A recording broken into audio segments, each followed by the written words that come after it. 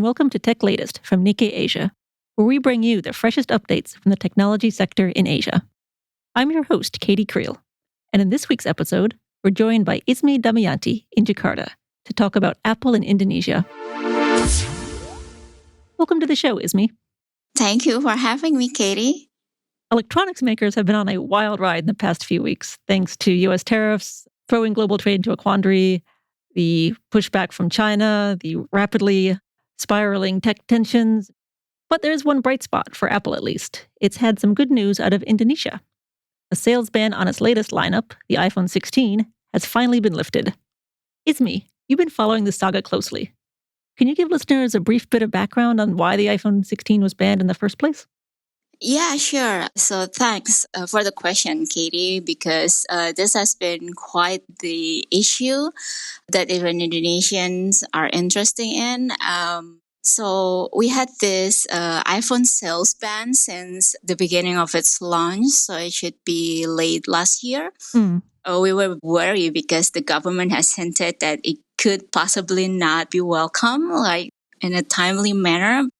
And we had this thing called the local content requirement that specifically for handset devices, especially those with cellular connection, they should have at least a certain proportion of the handset to be made in the country. We locally refer this as TKDN, the local content requirement. Okay. So other makers had been sort of following on developing a certain parts of the handset to be made in the country, but Apple hasn't decided so. And so previous series of iPhone obviously already in the country on sales, but this particular one just in time for Apple's last special proposal for the research center, which the government said they haven't done of the remaining debt for the innovation center that they promised. So that's why the government decided, nope, you cannot sell your latest release yet for now. The government was kind of getting a little impatient, waiting for the investment to show up and not meeting the local requirement laws in the same way as maybe other companies were. So, exactly. Yeah, government was getting a little impatient. That's what the government point out. So apart from the way Apple took this like special measure on the local content requirement calculation, so they're sort of avoiding to catch up on building any manufacturing part in the country, right? I see. The government pointed out that you've been getting a special treatment so far, so let's get you into the right path now. I can see where that thinking comes from. So how did they eventually come to a resolution and allow the iPhone 16 to go on sale? Oh, it's a back and forth fight. As you can see, like several series of our coverage from last year to early this year, we see that the Apple keep raising up a certain amount of money or investment on the special treatment path for getting the local content requirement. Right. So they offer a certain amount starting with like $100 million, and then it's up to a $1 billion, and then another offer of $10 billion.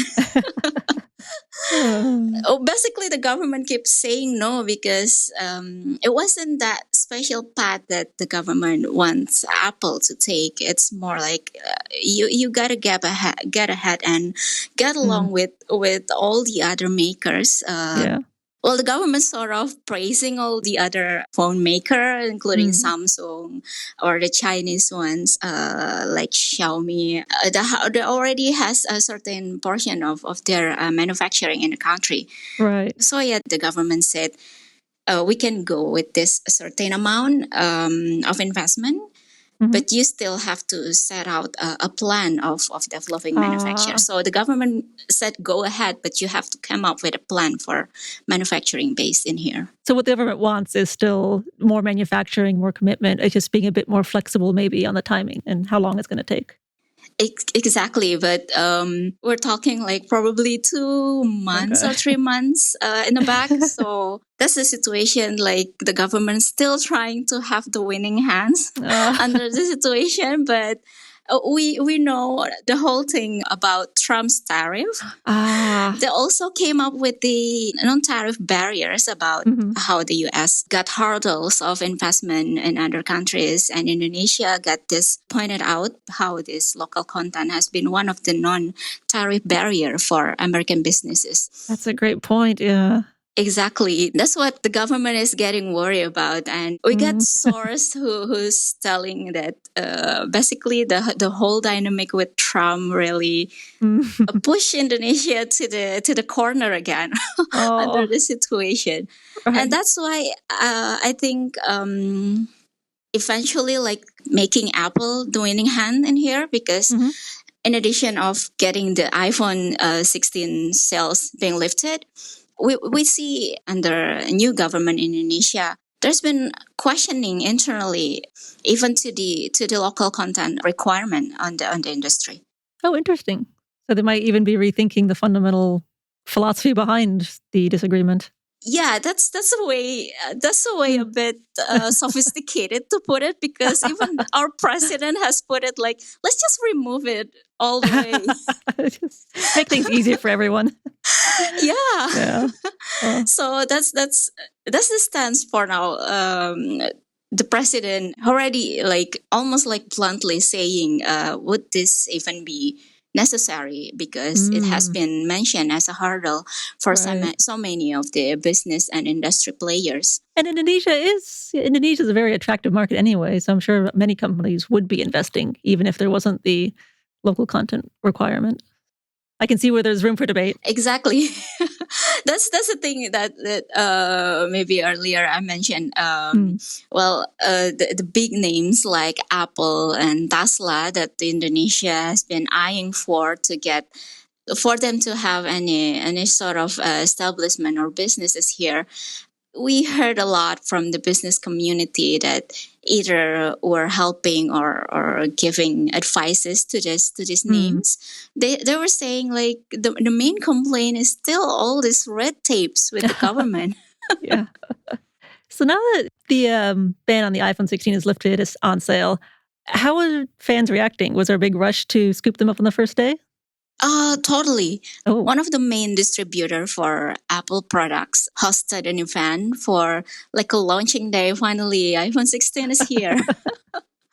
I would say it's probably 6 to 7 months late from the global official release, but yeah, I think that's right.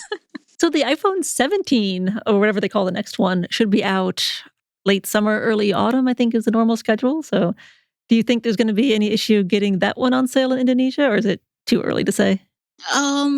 With the new government, so we are still navigating things in here as well. So Indonesian government, new administration under President Prabowo has a lot to navigate on his quite enormous team of cabinet, like at least twice the size of the previous government. Oh wow!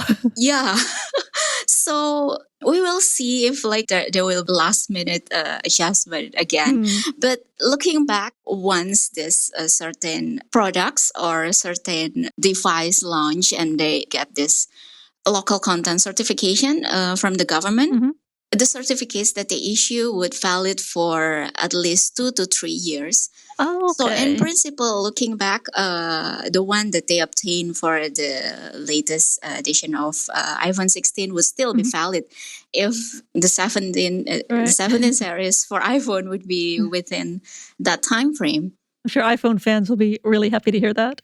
Yeah, because we talked with several customers lining up last week, and they said, yeah, we know even the 17 will be maybe late this year, but some of them were like, I'm just gonna get 16 to complete my collection line. Oh wow, something like that. But the other would be like, yeah, I will wait for the 17 because they're convinced there won't be drama like the 16. And I guess if there is drama, they can always go back and buy the 16. That's it. Yeah, that's one of the. I'm not sure if it's common, but so many nations would look into the price drop of the previous series. That's smart. I would too, actually.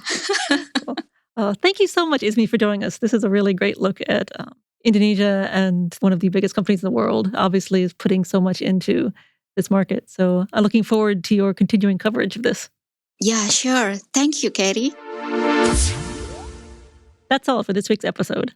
For more of Nikkei Asia's tech coverage, visit asia.nikkei.com. You can also subscribe to our weekly Tech Asia newsletter, which will be delivered to your inbox every Thursday. Thanks again for listening, and check back with us next week for more updates on the tech trends that matter.